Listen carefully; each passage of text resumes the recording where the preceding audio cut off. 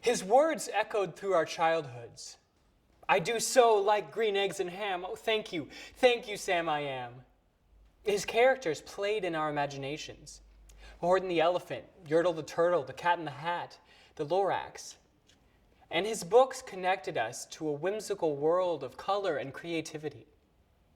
He's the great doctor, whom you know as Seuss. At the time of his death in 1991, Dr. Seuss had published 44 children's books. Perhaps more than any other author, he captured our childlike wonder and inspired the imagination of generations. Today, let us return to some of his stories, not to remember them, but to honor the man behind them, Theodore Seuss Geisel, whose activist spirit, focused determination, and creative genius made him the one and only Dr. Seuss. From working on student newspapers to creating advertisements to crafting humorous essays, Geisel possessed an activist spirit long before he became famous as Dr. Seuss.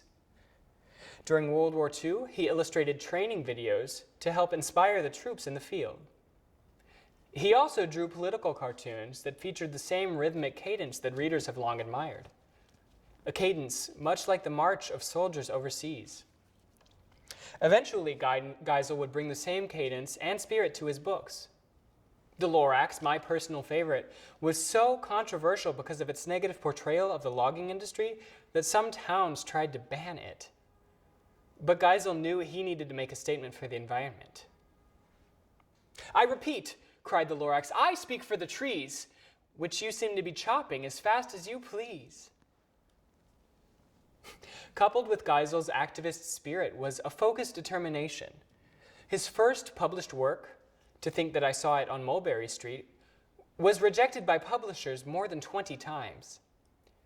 But Geisel pressed on, and the book appeared in 1937 to critical acclaim. Determination was also central in the creation of The Cat in the Hat. Geisel's publisher challenged him to create a story that would introduce young readers to more than 200 new vocabulary words. Geisel met the challenge, and he put the words together in the story of a boy, a girl, a fish, a cat, a hat, thing one and thing two. We looked, then we saw him appear on the mat. We looked and we saw him, the cat in the hat. Ultimately, what stands out most about Geisel is his creative genius. With pleasing rhyme schemes, memorable characters, and instantly recognizable art, he created not just brilliant books, but new realities. He created The Grinch, the green menace who stole Christmas. He created Horton, the elephant who helped hatch an egg.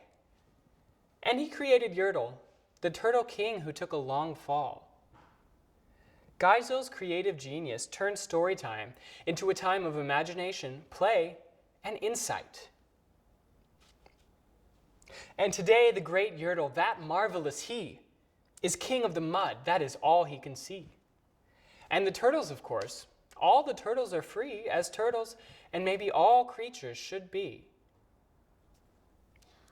From Seuss's activist spirit, focused determination, and creative genius came the words, characters, and books that shaped our youth. No less important, it was Seuss who gave us a sense of optimism and possibility when facing the world.